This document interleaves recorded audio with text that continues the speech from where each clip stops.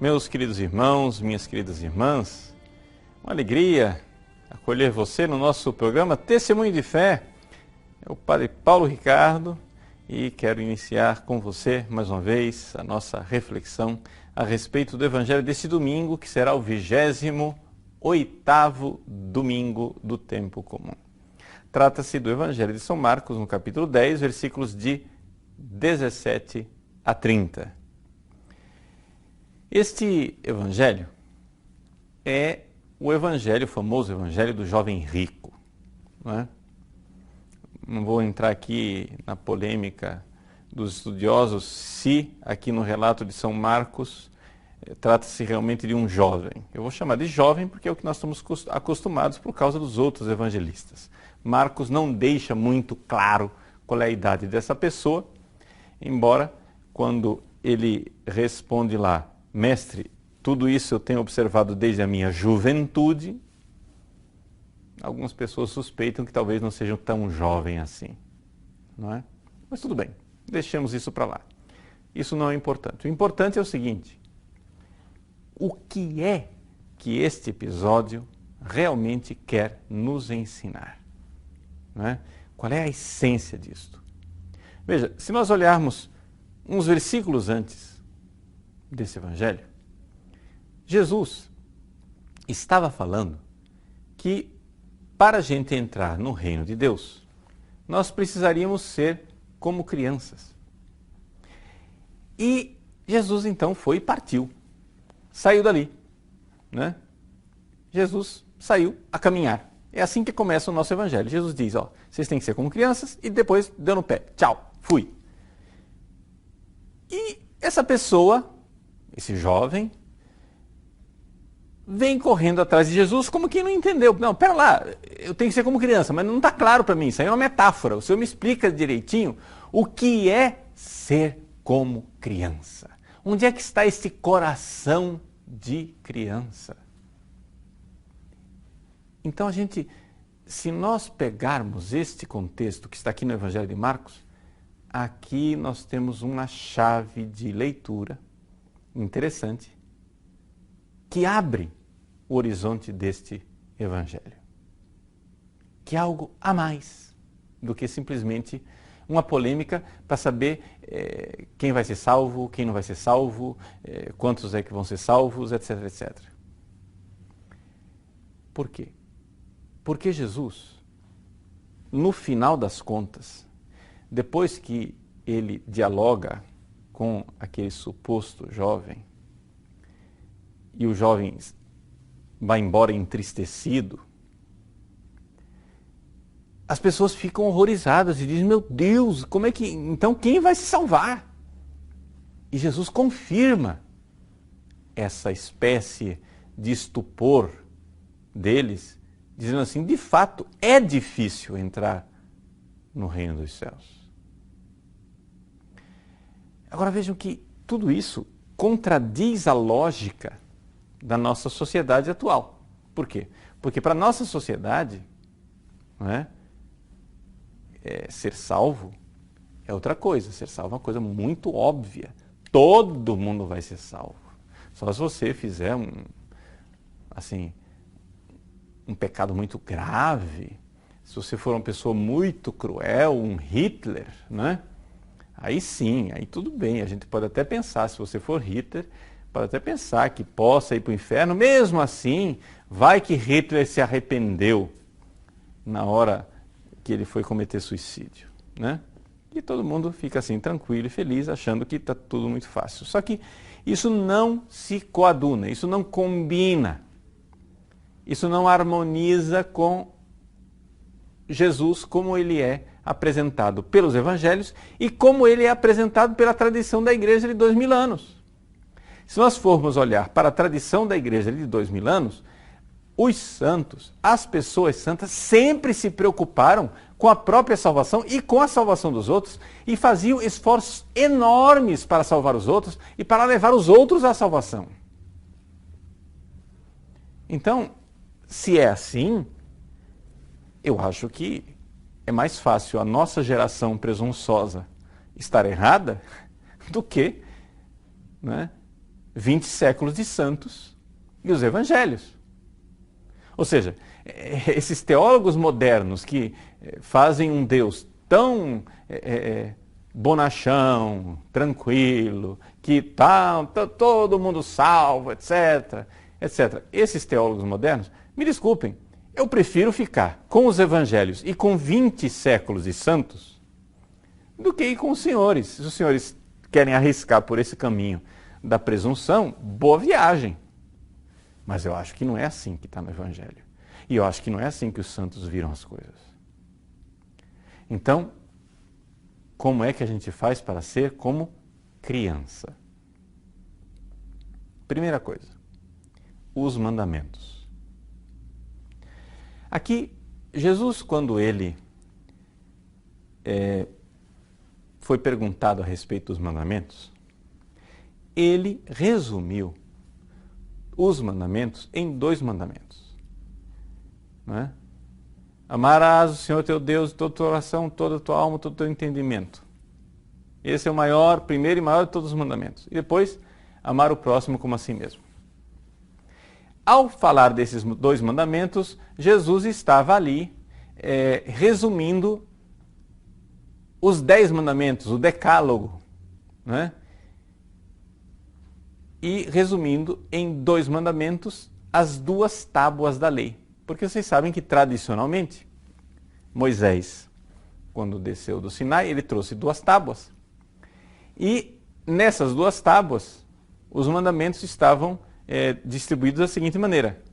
Na primeira tábua estavam os 3 primeiros mandamentos, que dizem respeito a Deus, que Jesus então resumiu, né, com aquela palavra do deuteronomista, Deuteronômio capítulo 6, né?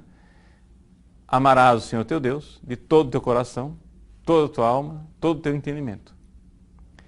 E a segunda tábua da lei, Jesus então resumiu com a palavra de Levítico, amar o próximo como a si mesmo, que são os outros 7 mandamentos, né? Então, as 2 tábuas da lei são divididas dessa maneira, um pouco díspares, né? Ou seja, 3 de um lado e 7 do outro. Quando a pessoa se aproxima de Jesus correndo, se ajoelha diante dele e diz, bom mestre, aquela atitude da pessoa se ajoelhar diante de Jesus e chamá-lo de bom, já dá a entender a você que ali tem alguma coisa especial. E aí nós vamos ver por que é que Jesus, de fato, é Deus. Ele exige de nós o amor, que nós temos que amar Jesus como nós amamos Deus, do jeito que está na primeira tábua da lei. Mas isso é uma coisa que nós vamos enxergar depois. Aqui fica somente com uma espécie de suspeita. Que atitude suspeita desse rapaz? Você chega e se ajoelha diante de Jesus? O que é isso? Né? Mas que exagero.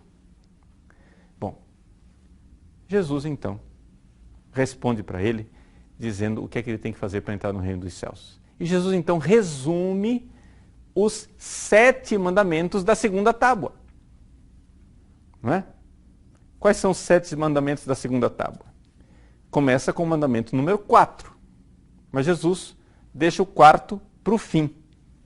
E ele diz assim, olha só, que, primeira coisa, não matarás. Esse é o 5º mandamento. Não cometerás adultério. 6º mandamento. Não roubarás. 7º mandamento. Não levantarás falso testemunho. 8º mandamento. Não prejudicarás a ninguém. A gente pode interpretar aqui como uma espécie de resumo do 9º e do 10º. Já que você não pode cometer adultério e já que você não pode roubar ninguém, você também não pode desejar fazer isso. E o 4º mandamento, honra teu pai e tua mãe. Ou seja, ele só inverteu a ordem no final, porque o 4º, que deveria ser o primeiro, ele colocou para o fim. E o rapaz, então, disse, olha, eu já sigo isso daí desde que eu era pequeno, né? E Jesus olha para ele e olha com amor. Uma pessoa que segue os 7 mandamentos da segunda tábua da lei, já é alguém que é amada por Jesus. E aqui é uma coisa interessante, é isto, a iniciativa de Deus. Deus nos ama. Veja que Jesus não chegou e disse assim, quer saber o seguinte, você quer ser salvo? Me ama primeiro. Eu não te amo. Mas quando você me amar, você... Entende? Não. Jesus viu aquele homem que estava amando o próximo, olhou para ele com amor. E agora, Jesus pede amor de volta. O nosso relacionamento com Deus, ou seja, a primeira tábua da lei, é interessante, porque, na verdade, o amor que a gente tem que dar para Deus é uma resposta ao amor que Ele já deu. Então Jesus amou aquele homem, Ele olhou com amor. Agora, imagine só, espiritualmente, misticamente, o que seria você receber esse olhar de Cristo? Esse olhar de Jesus mudava vidas. O olhar de Cristo, ele penetra a alma, não é como o nosso olhar. Jesus é Deus que se fez homem.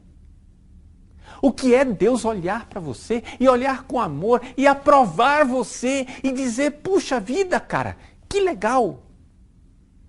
Eu te amo. Sua vida está boa, tua vida me é agradável. Quem de nós não gostaria de receber esse olhar? E de fato, Jesus nos dá esse olhar hoje. Ele olha para mim hoje. E nós precisamos entender isto. Ele olha para mim. Se você é uma pessoa de boa vontade, se você está amando o seu próximo como a você mesmo, para resumir a conversa da segunda tábua da lei, Jesus já olha para você como um homem de boa vontade, como uma pessoa de boa vontade, né?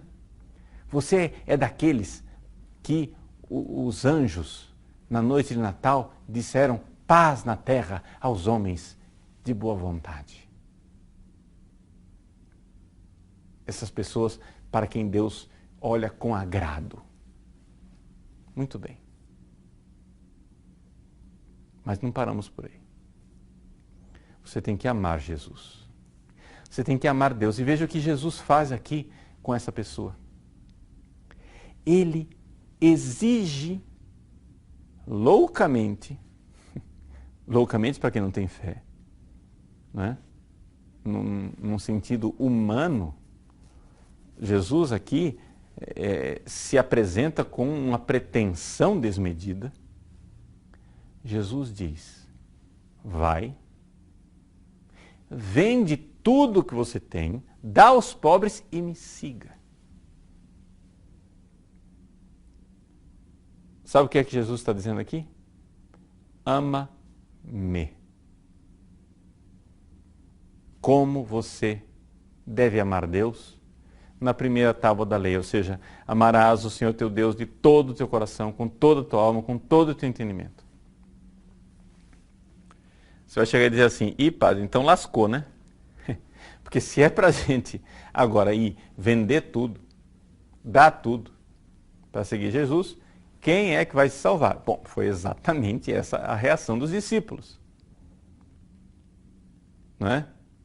Ou seja, os discípulos entenderam perfeitamente o que Jesus estava dizendo. Por quê? Porque aquele homem que veio lá, ele era rico, ele tinha muitos bens, né? Mas os discípulos de Jesus que estavam ali ao redor não tinham muitos bens. Era um bando de pé rapado. Jesus não era seguido pelos ricos, era seguido por uma multidão de pobres. Bom, esses pobres, ao ouvirem isso, quando veem que Jesus diz para o jovem, para o homem, que ele venda tudo, e o homem vai embora entristecido, né? Jesus diz, é mais fácil um camelo passar pelo buraco da agulha do que uma pessoa que tem muitos bens entrar no reino dos céus.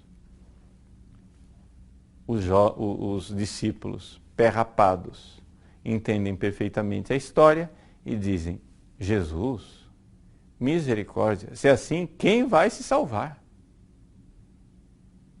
Quem vai se salvar?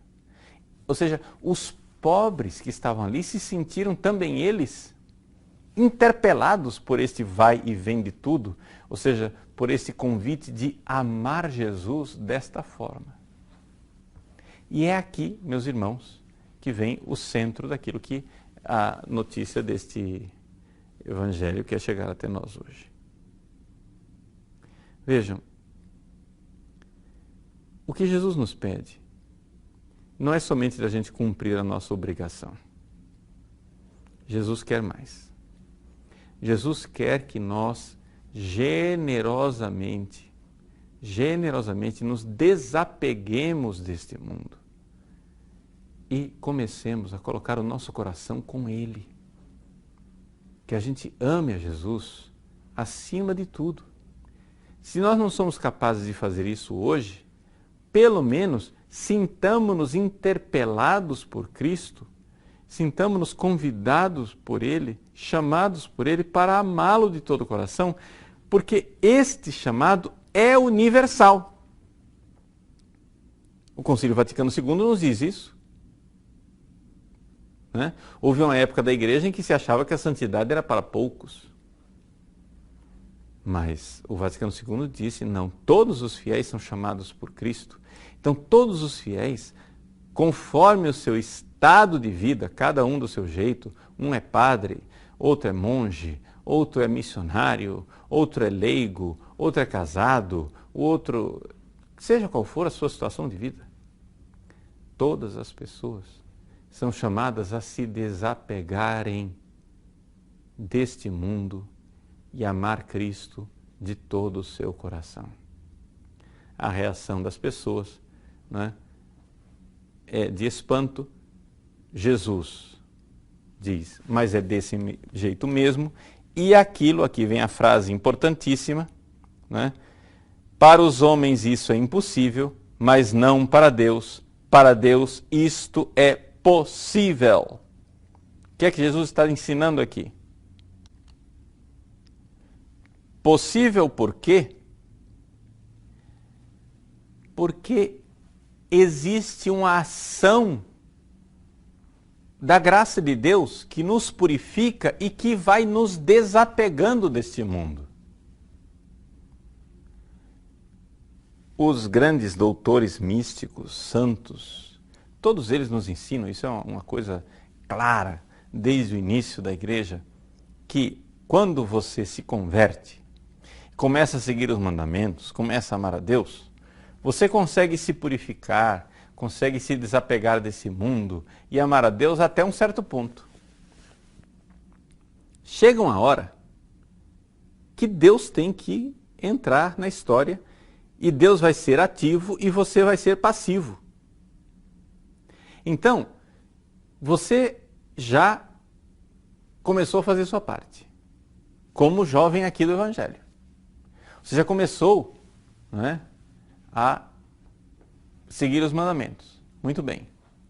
Mas para você se purificar mais ainda, né, para você realmente seguir o caminho da santidade, você precisa primeiro ter uma reação de generosidade. Não faça somente aquilo que você é obrigado. Se você é cristão, se você está seguindo a igreja já faz muitos anos e está seguindo os mandamentos, ótimo. Jesus está olhando para você com amor, como ele olhou para este jovem, para esse homem aí do Evangelho. Mas agora, se você quer ser santo, se você não quer simplesmente ser salvo, mas quer ser santo, quer seguir o chamado, quer seguir o mandamento de Cristo, que não quer que a gente simplesmente entre no reino dos céus, mas quer que a gente seja verdadeiramente perfeito, né? O sujeito chegou dizendo: Jesus, o que é que eu preciso fazer para herdar a vida eterna? Ah, segue os mandamentos. Ótimo, isso eu já faço. Ótimo, agora é o seguinte: eu quero que você seja perfeito. Eu não quero que você somente seja salvo. Eu quero que você seja santo. Então, para você ser santo, para você ser um perfeito, você precisa ser generoso. Então, a primeira fase do nosso caminho na direção da santidade é você começar a ser generoso e você fazer aquilo que você não tem obrigação de fazer. Veja, Jesus não disse para o jovem assim: ah, você é rico. E este dinheiro que você tem é um dinheiro roubado dos pobres e você precisa dar de volta para os pobres. Não, Jesus não disse nada disso. Jesus disse: não roubarás. O homem reagiu e disse: mas eu não roubo desde pequeno. Jesus olhou para ele e amou e disse: é isso mesmo, você não rouba. Todos os bens que você tem são seus, e são justamente seus, e são adequadamente seus, e são lindamente seus. Ótimo, você trabalhou, você tem dinheiro, que bom, que beleza. Só que é o seguinte, eu vou te pedir agora o que não está em mandamento nenhum. Eu vou te pedir que você seja generoso e dê o que ninguém nunca te pediu. Que você, aliás, nem tem obrigação de dar. Quando você começa a ser generoso com Jesus, aí você começou a fazer a sua parte. Depois que você fez a sua parte e começou a ser generoso, Deus vai entrar no processo e vai começar a purificar você. Essa é a fase número 2 da santidade. E aí ele vai fazer as coisas, porque o que para nós chega um ponto que você não consegue mais se purificar mais do que você já deu, mais do que você fez, Deus vai começar a entrar, né, numa purificação onde Ele faz e você vai ter que sofrer na mão de Deus, digamos assim, uma espécie de Deus vai amassando o barro, né, e vai remodelando você. É este o esquema que está no Evangelho desse domingo. Então, para resumir, você entender a coisa. 3 fases. Primeira, sai do pecado. Começa a seguir os mandamentos. Né? Não roube, nada de... Se você anda roubando, se você faz parte do esquema de corrupção, por exemplo, que assola o nosso país, meu irmãozinho, o seu lugar está já alugado lá no inferno, no caldeirão do capeta. Porque você não está seguindo o mandamento. Então, tome vergonha na cara, não é? Se arrependa do que você fez, restitua o que você roubou, tá? Essa riqueza indevida que não é sua, e ótimo. Pronto, começa a cumprir os mandamentos. Uma vez que você começou a cumprir os mandamentos, e está bem, Jesus vai e te convida. Agora sim, segunda etapa. Eu não quero que você seja somente salvo, eu quero que você seja santo. Então começa agora a dar o que você nem tem obrigação de dar. Comece a ser generoso. Você tem a obrigação de quê? De ir à missa no domingo? Tá, mas começa a ir à missa todo dia. Você tem a obrigação de comungar uma vez por ano? Começa a comungar com frequência. Você tem a obrigação de confessar uma vez por ano? Começa a confessar com frequência. Faz o que ninguém te pediu. Não é? Reze, se entregue a Deus, vai se doando, se dedique à evangelização o tempo todo, fale para Deus, mesmo que você seja casado, se doe, se entregue e faça a sua doação generosa. Essa é a segunda fase. Quando você chegar num ponto que você viu, que você se deu todo, se entregou todo, não se assuste. Porque nesse ponto vai começar uma purificação divina. Essa purificação divina pode acontecer, por exemplo, numa perseguição, onde Deus permite para que você se purifique, numa calúnia, num fracasso pastoral, pode acontecer numa doença, num problema na sua família, na falência da sua empresa, sei lá o quê. Podem acontecer tragédias na sua vida, mas não pense que, né, deva necessariamente acontecer essa lista que eu estou colocando aqui. Eu estou dando exemplos. O fato é o seguinte, é que quando você fez tudo o possível para ser santo, não somente para ser salvo, e você viu que não deu conta, Deus vai começar a santificar você. Deus vai começar a santificar você. E aqui que está a terceira etapa. a etapa da purificação divina, onde você é passivo. Estou dizendo isso, né? Não é porque eu quero assustar ninguém, mas exatamente porque eu quero consolar pessoas que se entregaram, que foram generosas, que foram com Deus e que hoje estão numa situação de vida que se sentem arrasados. Mas meu irmão, minha irmã, é Deus se purificando. Você não está enxergando a visita de Deus? Naquele ímpio que te caluniou, está o Deus que quer te purificar. Porque Deus é assim, Ele é maravilhoso. Ele consegue passar a perna no capeta e o capeta termina sendo ministro de Deus e fazendo as coisas, né? O que dá um ódio especial ao demônio, que Deus termine passando a perna nele.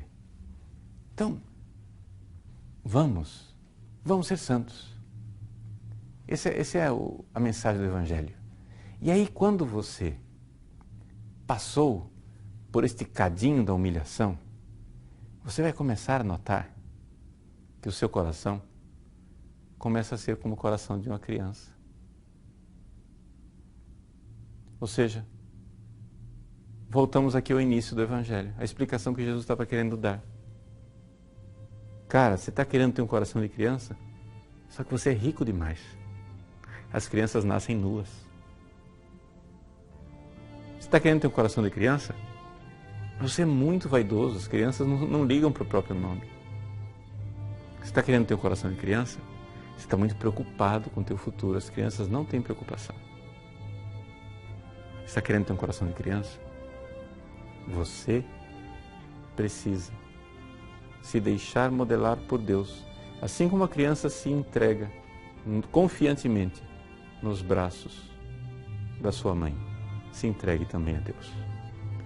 Que Deus abençoe você e que através desse caminho, generosamente, você vá seguindo os mandamentos. Depois que seguir os mandamentos, você começa a fazer aquilo que você nem sequer é mandado, sendo generoso no processo de santidade. E a terceira fase, Deus irá purificar você. Depois disso tudo, você terá o coração de criança, do jeito que o Evangelho nos ensina. Em nome do Pai, do Filho e do Espírito Santo. Amém.